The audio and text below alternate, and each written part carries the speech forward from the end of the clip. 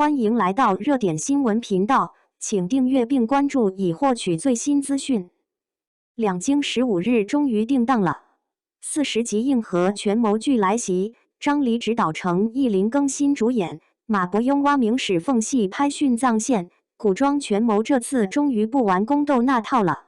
2026年暑期档，这部提前2年就被历史剧爱好者盯上的40集权谋剧，终于传出了定档消息。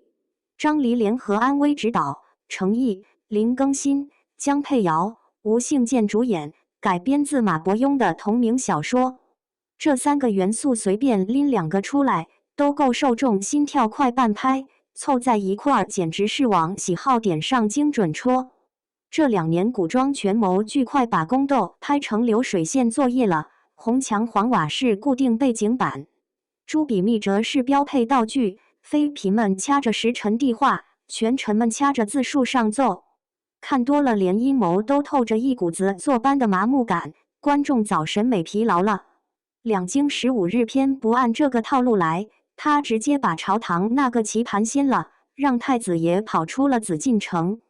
故事背景是永乐末年，永乐帝北征途中崩于榆木川，留在北京的仁宗朱高炽病危。远在南京监国的太子朱瞻基要在15天内走完2200多里水路，赶回北京继位。一份遗诏要秘密送过去，皇位悬在半空，光是这个设定就带着喘不上气的紧迫感。朱瞻基这时候才20出头，本来是被养在深宫的皇孙，连宫门口的泥都没沾过，突然被命运一脚踹上逃亡的船，要从南京往北京跑，路上全是追兵和算计。程毅演的就是这个朱瞻基，据说拍逃亡路上的打戏时真摔，当场医生都进场处理了，不是那种借位加剪辑剪出来的敬业人设，是实打实的疼。这种疼搁在角色里就是说服力，一个只会晃树斗蛐蛐的纨绔皇孙，怎么在漕运的烂泥里学会狼狈求生，怎么熬成能扛事的储君，疼过才知道分量。林更新演的吴定远更有反差感，本职是南京锦衣卫，按规矩该是追捕太子的皇家鹰犬，结果阴差阳错跟太子绑在同一条逃亡船上。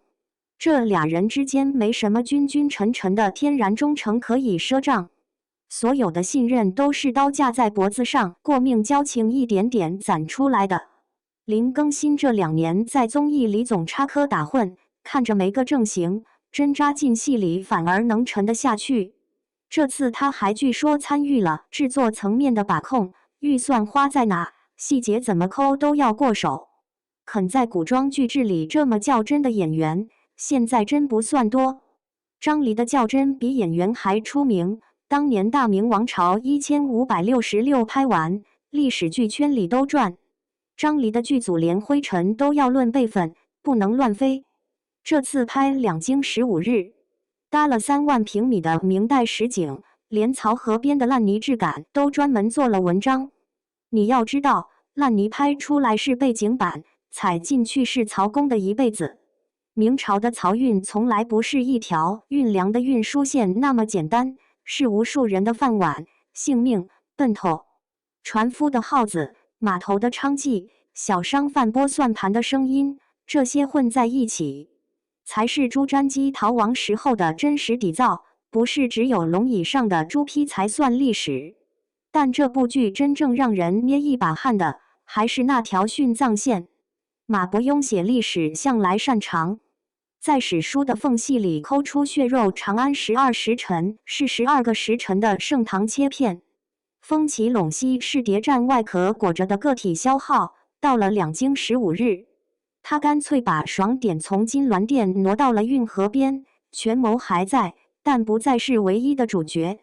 观众跟着朱瞻基跑过的是活着的明朝，不是博物馆里的标本，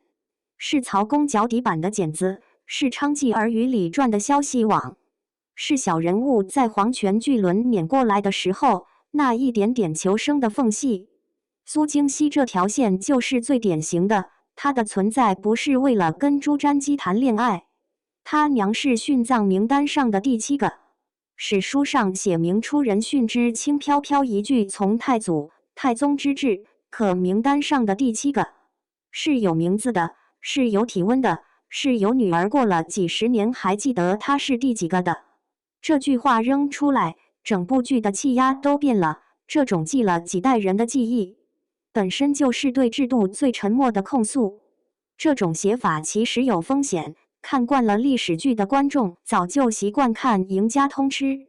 看主角智计无双，看人在朝堂棋局里算无一策。马伯庸这次相当于赌了一把，赌观众也想看看棋局外面的人怎么活。目前公开的拍摄信息是2025年10月19日在无锡开机，2026年2月12日杀青，预计2026年 Q4 在爱奇艺独播。集数有说40集，也有说26集精编版。2026年4月预约通道开启后，预约量已经破了62万。程毅饰演的朱瞻基角色人气超600万，断层领跑2026年4月的待播剧角色榜。3万平米的实景里，漕河的烂泥、官船的纹路、码头的招牌都是按明代规制复刻的。40%的镜头是直接在真实的运河段取的景。程毅的朱瞻基能不能接住这份槽泥和人命叠起来的重量？林更新的吴定元能不能在逃亡戏里演出人情世故的分寸？张黎搭的3万平米实景能不能剩下永乐末年的风声鹤唳？这些都得等成片出来才知道。但至少他定档的时候先抛出了一个问题。我们谈历史谈了这么多年，除了聊谁坐在龙椅上赢了，能不能也问问，谁被写进了殉葬的名单，谁又被从史书上抹掉了？